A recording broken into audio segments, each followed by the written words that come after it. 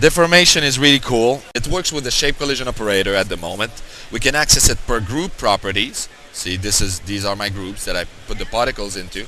If we go here, we see deformation. We have a max depth value, a radius value, and an impulse threshold value.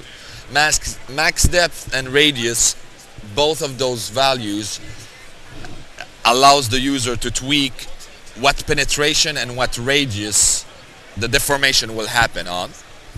The impulse threshold is basically telling the user at what impact velocity the deformation is going to do something. If you put it at 0, it's going to be really sensitive. If you put it at 50, it's 50 velocity that needs to be that high to trigger it. Simple stuff. So let's go put 10 here, 5 here, 10 here. Well, I'm going to put 0, 0, 0 first and play the animation.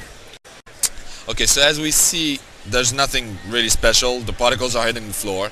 But now in Thinking Particle 3.0, the deformation kicks in. So what I'm going to do is I'm going to activate those threshold value.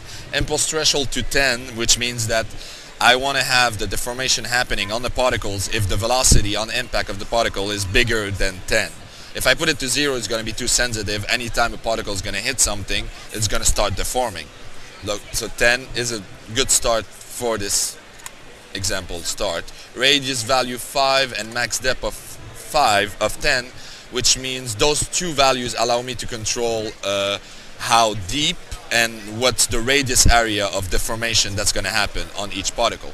So just by putting those two values on a group level, what we see right here is,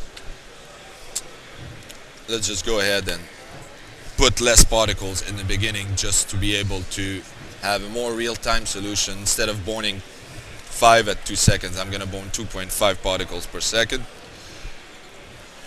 So basically what we see is the sphere, well, all the particles basically, if they hit something and they hit it hard enough, they have a deformation happening on them, even if they hit it between them or whatever, you know.